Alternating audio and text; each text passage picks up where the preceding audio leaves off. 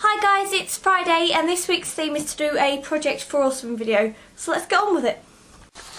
So the charity I've chosen is the Ross Nugent Foundation. I initially found this charity through Briber on Tour. He sells these red wristbands and also does a series called Things to Do Before You Die. But yeah, I found it through him and he is incredible. He does so much for this charity. And yeah, I'm going to read all the stuff out from the piece of paper. If I do get choked up, I apologise because I haven't been able to breathe through it yet without sort of getting choked up and horrible.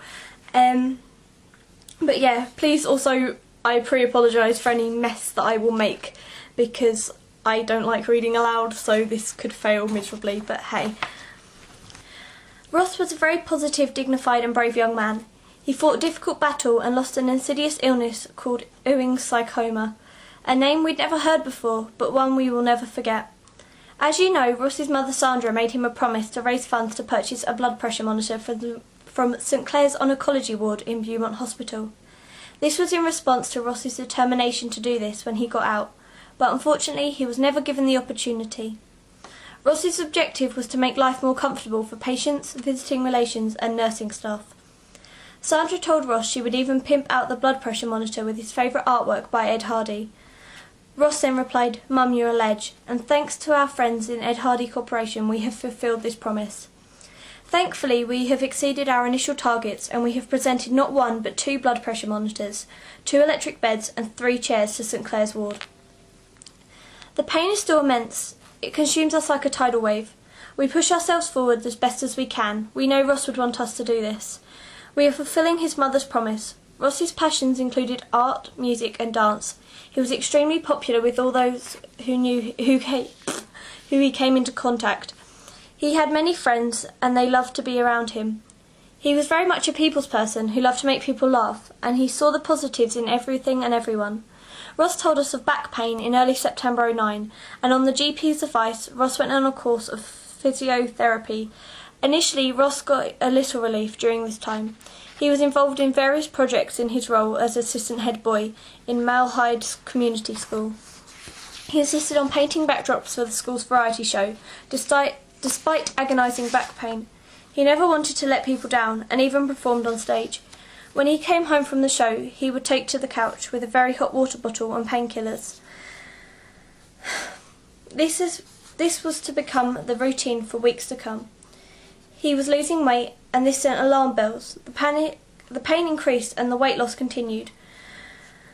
The GP sent Ross for an X-ray and an MRI scan, both of which were clear. His physiotherapy was increased from once to twice a week. This was provided no relief. Our frustration at seeing our son and brother in such pain and never complaining was heartbreaking. We took it in our hands and contacted the neurologist, whom we had met socially many years ago. It was amazing how parents, family act instinctively to do what is right in such circumstances. We put a letter in his home letterbox just before Christmas. He telephoned 2 days later and to our amazement offered to call the house, which he did the following Sunday. He was concerned about Ross's weight loss and pain and arranged for us to bring Ross into an A&E in Beaumont 2 days later. Over the following days, a series of tests were carried out, and on the 6th of January 2010, we were given the awful news that the horrendous insidious disease was called Ewing's sarcoma. Words cannot describe the shock and horror that gripped us that night. Ross being Ross, he was going to beat this illness. He even asked us to take photographs of various procedures for him to lecture schools and teenagers with cancer once he recovered.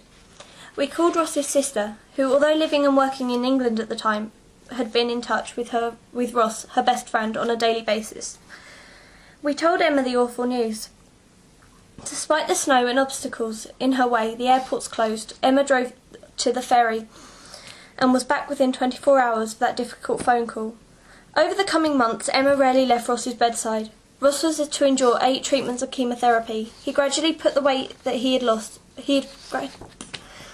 I'm getting choked up. He gradually put on the weight he had lost, and although he hated needles more than anything, he just got on with it. He shaved his head before he lost his hair to the treatment. Emma's boyfriend did the same, which made him smile. He continued to push himself to go to friends' 18th birthday parties, always preparing their music for their iPods for the occasion. He helped choose the music for the graduation and Deb's nights. Halfway through the treatment programme, Ross requested a halfway party. Needless to say, it would be a hat party. I can't read this, it's really awful. The morning of the party, I noticed a redness around his left eye. He reluctantly went to the GP, where we were told he had an infection in his eye called cellulitis. There's all these words I don't understand either, and then I'm getting choked up and the pair of it together isn't going well. Because of this, and also where we were told he had an infection, because of this, and also because his temperature was up to 38.6, we were advised to bring Ross to A&E. On the car journey, he pleaded with us not to bring him, as he was looking forward to his party and being with his friends. It was from here on, with the antibiotics disagreeing with him and the constant vomiting, that Ross's chemotherapy became more and more delayed. This was a dark time for us all. Every day there were more and more tests and several lumbar punctures, MRI scans and CT scans, which were all showing clear. Clearly, however, they were not. It was during that time that Ross got double vision and had to wear an eye patch. Sadly, he was unable to enjoy his favourite pastime, art. He had great difficulty reading and even watching TV. The painkillers were increased, and all he wanted to do was sleep. Even at this difficult time, he held his dignity and positivity. By now we were staying overnight, as he was getting very weak. They decided to give Ross 5 sessions of radiotherapy for pain in St Luke's Hospital. He had to be heavily sedated, as any bump on the road would cause such pain. The pain did ease, but before our eyes he was slipping away, losing his fight to this horrible illness. On Saturday morning, the 15th of May 2010, at 6:55 a.m, our beautiful son and brother Ross passed away peacefully with all of us beside him. Ross's school in Malahide awarded the Roll of Honour to Ross, the decision they made long before they even knew how ill. The Ross Nugent Foundation was established in July 2010, within 2 months of Ross passing. The main objectives were to raise funds for equipment in oncology wards in Beaumont and other hospitals. Ross said one day that he would raise funds to buy a new blood pressure monitor for St Clair's oncology ward in Beaumont Hospital. Unfortunately, he was never given the opportunity, and his friends and family of the foundation have promised to do this on Ross's behalf. It is important to Ross that conditions are made more comfortable for the patients, visiting relations and nursing staff. The objectives of the Ross Nugent Foundation are based on Ross's promise, and we are focused on fulfilling our goal. With your generosity and support, we promise to bring some comfort to other patients in Ross's name. The Foundation is also determined to raise awareness for Ewing sarcoma, a rare form of cancer. So yeah, that is the Ross Nugent Foundation. I will leave everything that you need to know about that charity below here, because it's so important. It's really just emotional and horrible, that story. I can't, just awful.